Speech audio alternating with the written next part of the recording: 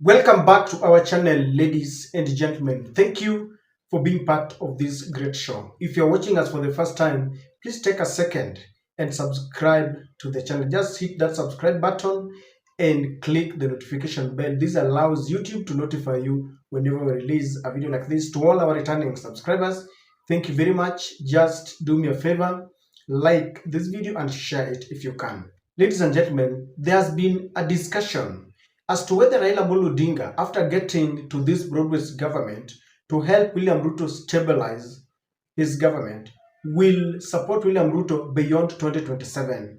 Questions have been asked.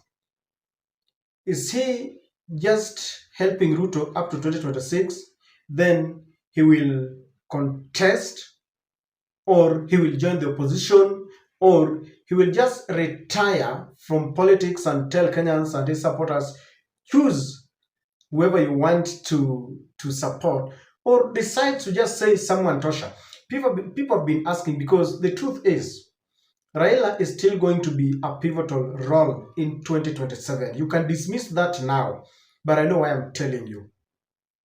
If he decides today, let's say for example, if there is a stalemate within the opposition, maybe Gachagua, Matiang'i and Kalonzo are still pulling, from both ends. And then Raila says, I have ditched William Ruto. As opposition, we are joining hands together. Then he realizes that there's a stalemate and an impasse. Then he decides one day and he just says, Matiang'i tosha, or Kalonzo tosha, or Gachagua tosha. That will somehow tilt the equation. That is debatable now.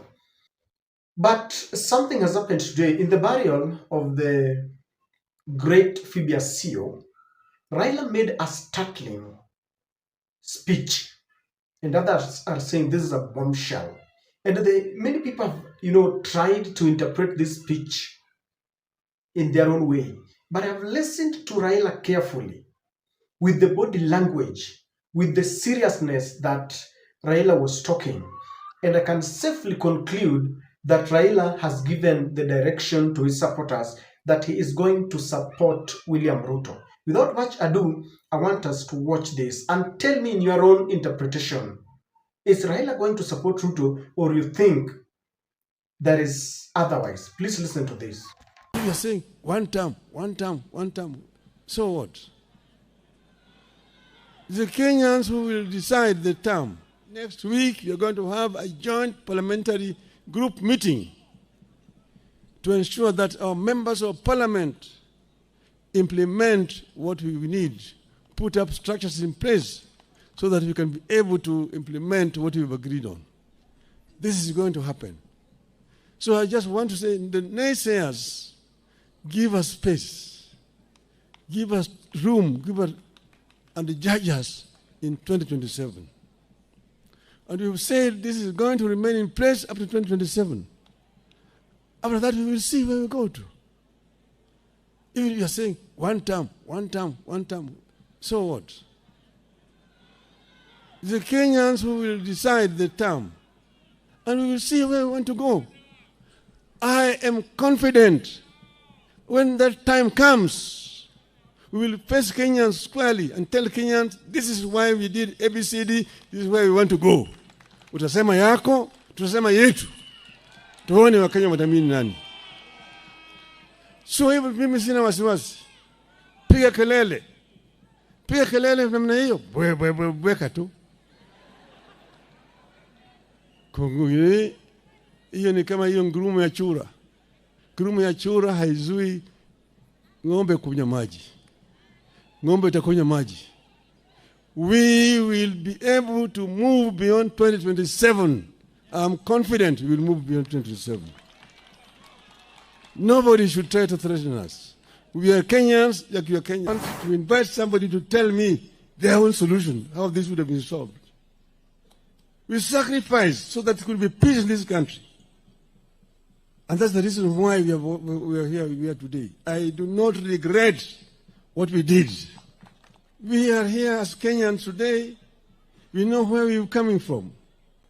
We were in a very serious situation sometime last year. Everybody knows where we were. There was a possibility of Kenya degenerating into a failed state like Somalia, like Sudan today. People who do not understand history talk very easily.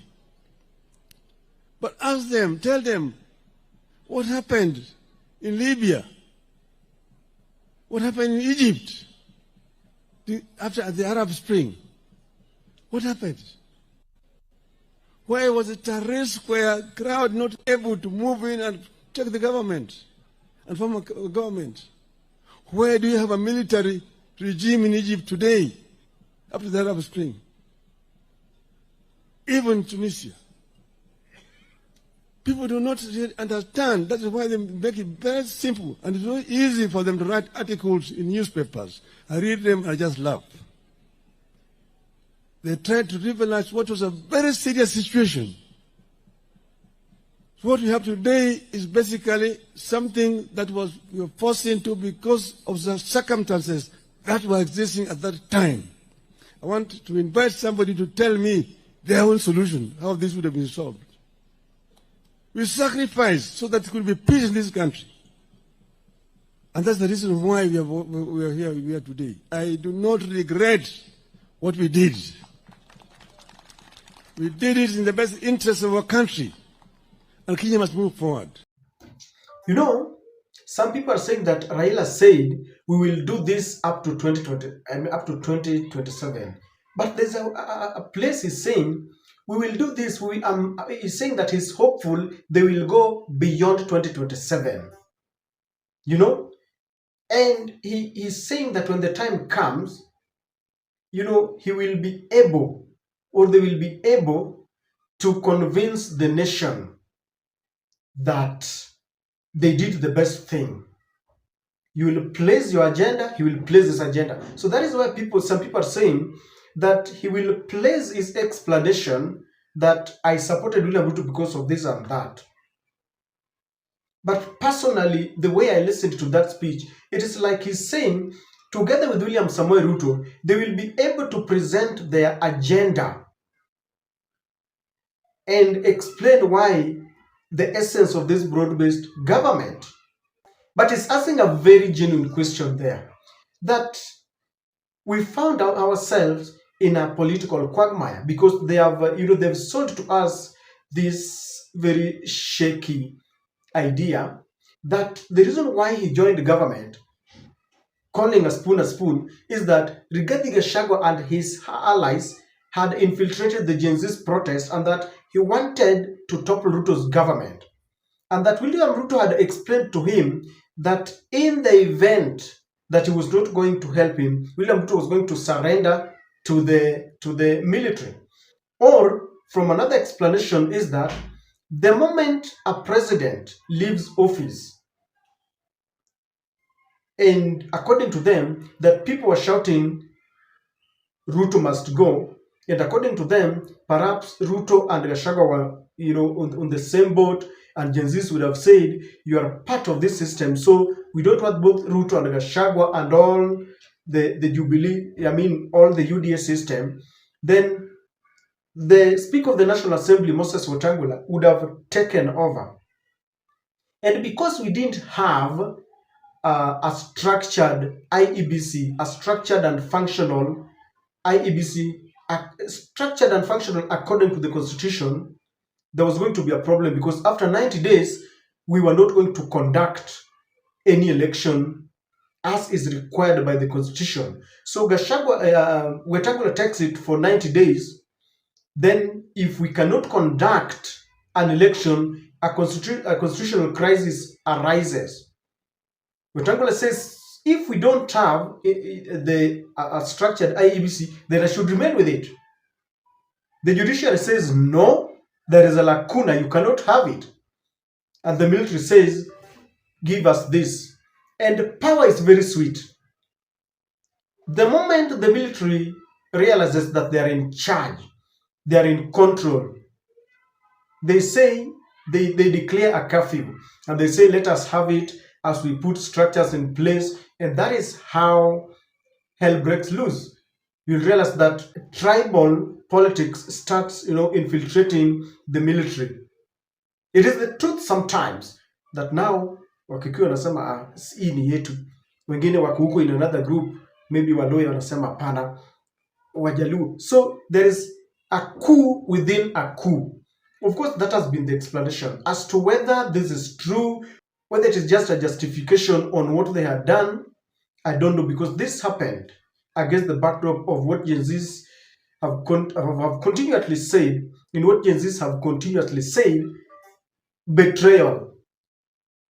Now, Raila says, in that very crisis, give us your formula. How would you have done it? The problem is, he's now asking after he has gotten into government, why couldn't he bring this? Because I don't know whether to believe him. Why couldn't they bring this with William Ruto? We are Kenyans, and tell us, Gen Zs, you have come and you are saying Ruto must go. But before he goes, this is what Gachagua is planning. Gachagua wants to take advantage of a constitutional crisis so that he gets to power. If you are not going to give us a solution, then we are handing this to the military. Why could they come with all this? I don't know whether it was a crisis and there was no time for this. They had to move fast. I don't know. But that is exactly what Raila is saying.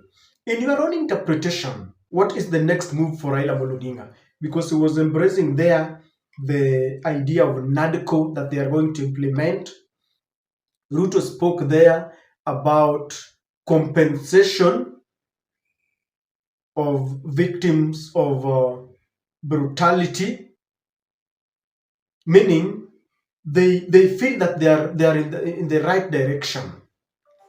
If you ask me, there is no choice, because Raila has declared he's going to support William Ruto beyond 2027.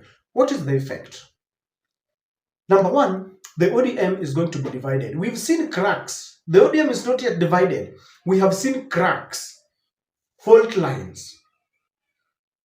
After this declaration, and I know people are waiting, the culmination of all this confusion and statements will be in October, when they meet, the NDC meets, so that they review their position. Of course, recently the Central Committee met and they agreed that they're supporting William Ruto. That is the day when Sifuna is saying, I will not read. So these fault lines and cracks are going to widen, and very soon ODM is going to be disintegrated. Let me just say into two parts. The forces that are saying we remain with the Baba and we support him, we support intergenerational conclave, we support the implementation of the NADCO, and we support, his idea of supporting William Ruto beyond 2027. And the other forces that are saying, no, Kasongo is a butcher, Kasongo is corrupt, Kasongo is unfit to hold office. That is one of the aftermath of this. We are likely to see leaders demanding a clear explanation from Raila Odinga. Baba, tell us in exact terms, are we supporting William Ruto up to 2026, or we are going to back Ruto for president in 2027? We are likely to see such kind, of pressure. But Raila, being who he is, can create more confusion within the ODM. He can just decide, as he has always done. Some people because he's likely even to take Moses Kajwang, the senator of Homa Bay, because I've seen Moses Kajwang speak as the only standing sober person there. He's likely to say, we are not supporting Ruto for presidency. ODM is a party that is strong. We need to have our own presidential candidate. And then from another corner, you will see Atandi saying Ruto Tosha together with the Opondo Kaluma. Ruto Tosha, this is a done deal. He can do that. But the opposition must now decide, because I've seen them sometimes say that, we are waiting to see what Raila will say. Is he with us? Something of that kind. Let them chart their own path without Raila Odinga. because Raila seems to be determined. And from the way Raila is speaking, is quite convicted that whatever he did was the best thing. He says he sacrificed, he placed the interest of the country beyond and above his personal interest. That sounds, controversial, because many are now asking, if indeed you wanted to save Kenya, what about the killings? And I'm not talking about compensation. You can never compensate lives that have been lost. What we're talking about is respect to life, respect to the Constitution, respect to the human rights as is entrenched in the Constitution. Why couldn't he stop Ruto from all these killings and tell him, if we had tell him that we signed this deal because we were to stop abductions and killings. If you are not going to, stop killings, then I'm pulling out. Why couldn't he stop it? Why did he save Kenya from, slipping into political quagmire, then at the same time allows all these killings, including his own county, Homa Bay, where Ojwang was killed? That question keeps on disturbing us. It disturbs us. But I watch Raila speaking, it is like he knows something that we don't know. Why could they bring it early enough? So, ladies and gentlemen, I don't know what you think, but Raila has decided he's going to support William Ruto. I don't know whether we could wake up and to some news that Sifuna has resigned, because I know people like Sifuna, Okongo Mogeni, Caleb Hamisi, they are not very happy.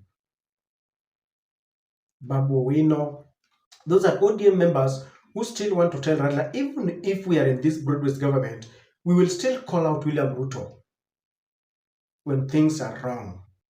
Because in the NADCO, in the 10-point agenda, there were things that they signed. Tell me what you think about that message. But I think Raila has made it clear, Ruto tosha. If you ask me, this is like the Kibaki tosha of 2027.